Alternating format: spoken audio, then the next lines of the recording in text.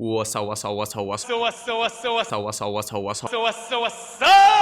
Fud Nation. Today, I come to you with some shocking and damning news that's going to send ripples through the XRP community. A Wall Street Journal article just came out accusing none other than Jed McCaleb, the initial architect and creator of the XRP cryptocurrency, and still one of the largest stakeholders in XRP, of overstepping the bounds of his agreement with Ripple and how much XRP he can sell. For those of you who are unfamiliar with this topic, let me fill you in just a little bit. Ripple is a payments protocol company that actually predates cryptocurrency by a long time. But until cryptocurrency and blockchain came around, they didn't have a way of really effectively carrying out their mission of a peer-to-peer payment system. Regardless, Jed McCaleb, who was an initial Bitcoin enthusiast, came on board the Ripple team in 2013 to create the XRP token and blockchain, a product of new revelations in the blockchain space. And even though Jed McCaleb didn't build it on his own, he was certainly the lead on this project. And he, along with Chris Larsen, who came on the project a year later and became the chairman of the board of Ripple Labs, eventually butted heads. Now, Chris Larsen and Jed McCaleb are the two single largest shareholders in the XRP token, each taking home just under 10 billion XRP tokens. Obviously, when Jed left Ripple and went to go create Stellar Lumens, there was a conflict of interest. So Ripple and Jed, through litigation, agreed upon a set amount of XRP that Jed could sell over any specific period in time. The initial agreement was set to flat dollar amounts. In specific, Jed was only allowed to sell $10,000 worth of Ripple per week during the first year, then $20,000 per week during the second, third, and fourth years, 750 million XRP per year the fifth and sixth years, and 1 billion XRP for the seventh year, 2 billion XRP after the seventh year. However, according to a statement in 2016, that agreement was revised. The statement from Ripple reads as follows: all of Jed and his children's remaining XRP, approximately 5.3 billion XRP, will be placed in a custody account at Ripple. In a custody account at Ripple. So these funds are not just in Jed's wallet, they're at Ripple. So if Jed wants to sell, he needs to go through Ripple and their custody account. As just yesterday, an article from the Wall Street Journal came out, essentially accusing Jed McCaleb of having violated the terms of his XRP sales agreement. Starting in August, according to a public clearinghouse of token trades, he started selling 499,000 a day, and at one point sold 752,000 in one day. In other words, each day he moved and sold about 35 times the limit outlined in his 2016 agreement with Ripple. For example, over 6 days ending Wednesday, Mr. McCaleb sold more than 500,000 XRP a day, about $150,000. Jed has said that he has played by the rules and that he's not sold any more XRP than he's allowed to based on his agreement with Ripple. Beyond this, we have the Wall Street Journal article acknowledging that Ripple controls the release of these funds. So if Ripple is controlling the release of the funds, then how is it possible that Jed is overselling? Ripple is literally controlling the release, so they're allowing him to sell. Jed is playing by the rules, as far as I can tell. And if he's not playing by the rules, then Ripple is letting him do it. So the only place you should be pointing the finger if you're worried about Jed overselling his XRP allotted amounts of sales is at Ripple. They are the ones controlling the release of these custodial funds, and they're the ones that should be held accountable if anyone is overselling. And obviously, if you have any more information, please throw it in the comment section below. I'd love to know about it. Let's start the conversation.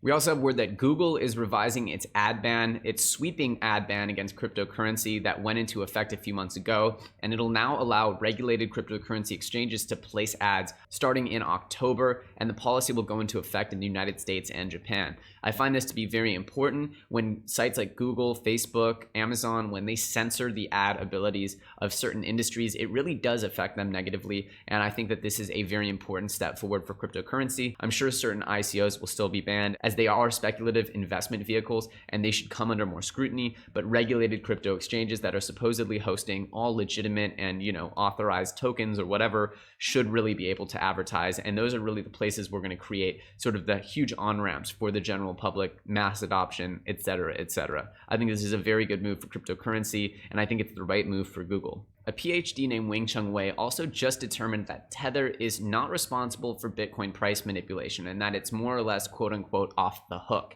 Now, this was a big topic of concern over the last year, saying that the only reason why Bitcoin pumped or 50% or more of the reason why Bitcoin pumped in price was because of Tether manipulation. Now, this is a big claim. And of course, if true, it could mean that stopping the printing of Tether could mean stopping the bull run of Bitcoin.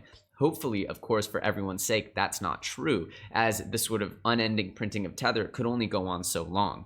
We hope for everyone's sake that this is true, and this is truly a relief for me personally to see that there is less of a connection between Tether and the actual inflation of Bitcoin price as previously had thought. Now, obviously, this is just one person's study. I'm curious to see if there's any counter studies that will come out in the future. So in my opinion, this is still an open book, but obviously the topic of Tether and its impact on the markets has really had a continual effect, at least on the psychology of the cryptocurrency community. And so having some kind of grounding, some kind of basis to say, you know what, this really isn't having all the negative effect or this manipulative effect that we thought it was having. In reality, it's just a stable coin and it's working as such. Hopefully that's the case. Honestly, I don't really know. I haven't read the full study. I'm curious if anyone has more information on the studies or any kind of conflicting information. Let's get the conversation started. What do you guys think of USD Tether?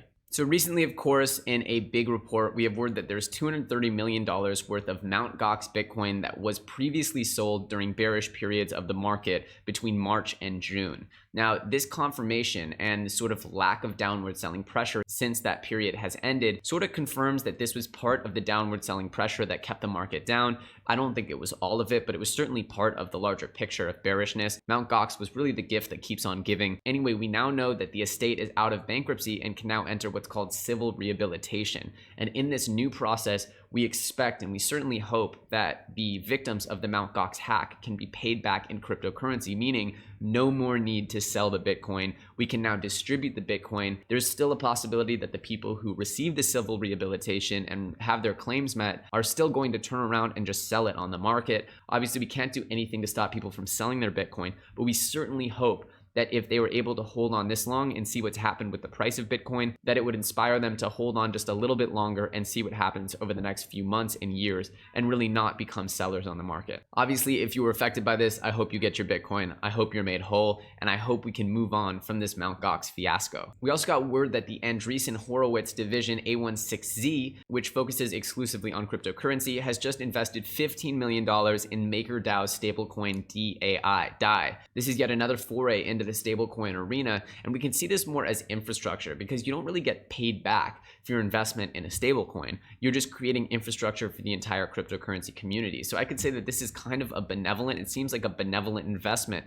Honestly, stablecoins are going to be huge, as I've talked about, specifically with the advent of security tokens. As we start having more normal business practices on the blockchain, not everyone's going to want to transact in a volatile cryptocurrency. Some are going to want a stable value holder. For that reason, DAI, I think, will become very desirable along with other stable coins such as True USD and, Gemini Dollar, USD Tether, even, all of the like. And finally, some really good news. Circle, a highly regulated cryptocurrency giant, just listed EOS, Stellar, 0x, and Qtum. Obviously, whenever I see New York regulated or New York state regulated crypto exchanges like Circle or other ones that have passed the sort of sniff test of federal regulation or state regulation in New York, I get excited to know that they could probably be listed on sites like Coinbase and really any other regulated site going forward, and that they won't come under the same scrutiny of, oh, is this going to be an unregistered security, or is this going to become restricted and we're not going to be able to trade it, get our hands on it. So this is good news if you're part of the EOS, Stellar, 0x, or Qtum fam. Smash that like button if you enjoyed today's episode. If you're not subscribed, I encourage you,